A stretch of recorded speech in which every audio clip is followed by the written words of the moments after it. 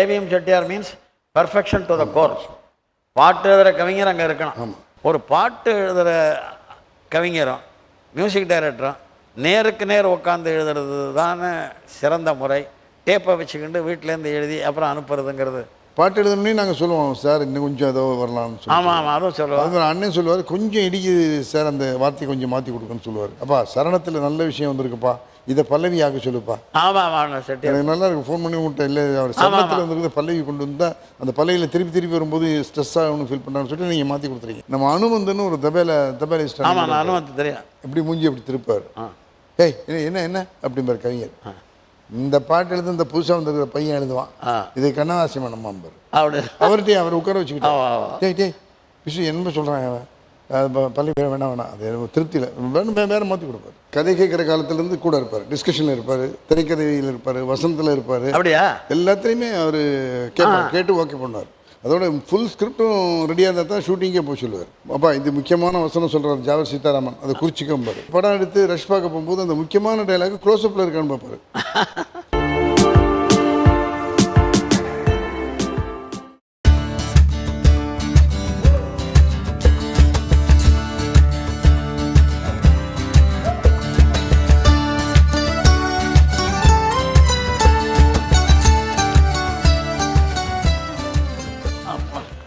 எப்படி இருக்கீங்க? நல்லா இருக்கேன்.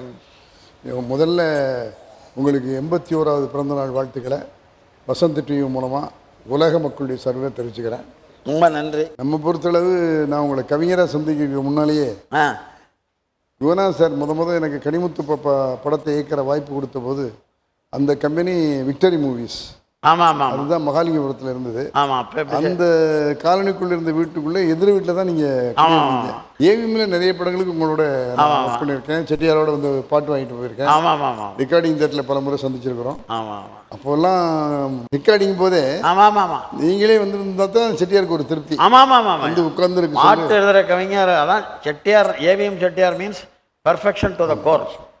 பாட்டு எழுதுகிற கவிஞர் அங்கே இருக்கணும். ஆமாம், அது மட்டும் இல்லை, பாட்டு பேப்பரை கொண்டு போய் கொடுத்தா நீ ஒவ்வொரு தேட்டர்லையும் கொண்டு போய் பாட்டு பேப்பரை கொடுக்க போறியா? பாட்டு கேட்கும்போது புரியணும்ப்பா, அவன் பாட்டு கேட்குற மாதிரி சொல்லி விஸ்வநாதன் சொல்லி மியூசிக் எல்லாம் 50% குறைக்க சொல்லு. அதான் இல்லை பாலி சார் கேட்டு ஓகேன்னு கேளு, வார்த்தை ஓகேன்னு உங்களுக்கு கேட்க சொல்லுவார். ஆமாம் ஆமாம். ஆனால் நீங்கள் இதை ஒத்துக்கிறீங்களா? நான் உங்களை கேட்குறேன். இப்போ இந்த ஒரு பாட்டு எழுதுகிறவங்க, நீங்கள் கண்ணதாசன் காலத்துலேருந்து வந்திருக்கீங்க, என்னோடய நிறைய பாட்டு கிட்ட எழுதி வாங்கியிருக்கீங்க. ஒரு பாட்டு எழுதுகிற கவிஞரும் மியூசிக் டைரக்டரும் நேருக்கு நேர் உட்காந்து எழுதுறது தானே சிறந்த முறை.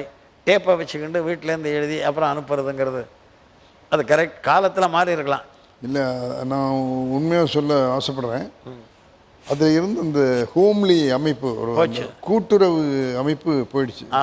உண்மையாக நீங்கள் இது எழுதுவீங்க, பாட்டு எழுதுவீங்க, பாட்டு எழுதணுன்னே நாங்கள் சொல்லுவோம் சார், இன்னும் கொஞ்சம் ஏதோ வரலாம்னு சொல்லி. ஆமாம் ஆமாம், அதுவும் சொல்லுவோம். அது அண்ணன் சொல்லுவார், கொஞ்சம் இடிக்குது சார், அந்த வார்த்தையை கொஞ்சம் மாற்றி கொடுக்குன்னு சொல்லுவார். அதே மாதிரி நல்ல கருத்து நம்மள எதாக இருந்தாலும் அவங்கள விட்டு பல்லவிகளே சரணத்தில் என்ன, நான் எனக்கு நல்லா ஞாபகம் செட்டியார், அப்பா சரணத்தில் நல்ல விஷயம் வந்திருக்குப்பா, இதை பல்லவி ஆக சொல்லுப்பா.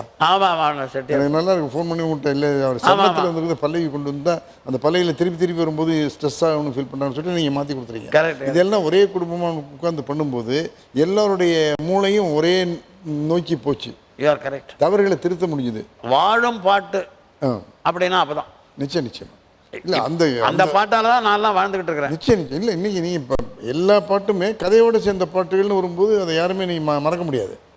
இப்போ சுச்சுவேஷன் இல்லாமல் போடுற சாங்கு கேட்டுட்டு போயிடுவோம். இது முறையல்ல, இதில் ஒரு ஈடுபாடு இல்லைன்னு நான் சொல்கிறேன்னு வைங்க.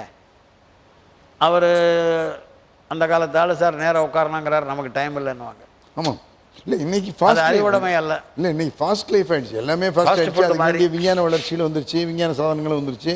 பண்ணிக்கலாமே, இன்டர்நெட்லேயே போய் மியூசிக் போகுது, இன்டர்நெட்லேயே பண்ணிக்கலாமேங்கிற போது என்னென்னா கிவ் அண்ட் டேக் பாலிசி இருக்காது. ஆமாம், இருக்கு. இப்போ இந்த கருத்து நல்லா இருக்கு, கொஞ்சம் அட்ஜஸ்ட் பண்ணிக்கங்கன்னு சொன்னால் மியூசிக் கேட்பாங்க. நல்லா எனக்கு ஞாபகம் இருக்குண்ணே, விஸ்வநாதனை கம்போஸ் பண்ணி பாட்டு போட்டுக்கிட்டு இருக்கும்போது கவிஞர் வார்த்தை சொல்லிகிட்டே வருவார். நம்ம அனுமந்தன்னு ஒரு தபேலிஸ்ட். ஆமாம், அனுமந்து தெரியும். எப்படி மூஞ்சி அப்படி திருப்பார். ஏய் என்ன அப்படிம்பார் கவிஞர். இந்த பாட்டு எழுது இந்த புதுசாக வந்துருக்கிற பையன் எழுதுவான், இது கண்ணதாசி மனமாம்பார். அவர்கிட்டயே அவர் உட்கார வச்சுக்கிட்டேன். டேய் விஷயம் என்ன சொல்கிறாங்க, பள்ளி வேணாம் அது திருப்தியில் வேணும், வேறு மாற்றி கொடுப்பார். நிறைய பண்ணியிருக்கேன். அது மட்டும் இல்லை, செட்டியார் வந்து கதை கேட்குற காலத்துலேருந்து கூட இருப்பார், டிஸ்கஷனில் இருப்பார், திரைக்கதையில் இருப்பார், வசனத்தில் இருப்பார். அப்படியா? எல்லாத்துலேயுமே அவர் கேட்டு ஓகே பண்ணார். அதோட ஃபுல் ஸ்கிரிப்டும் ரெடியாக இருந்தால் தான் ஷூட்டிங்கே போய் சொல்லுவார். ஓஹோ.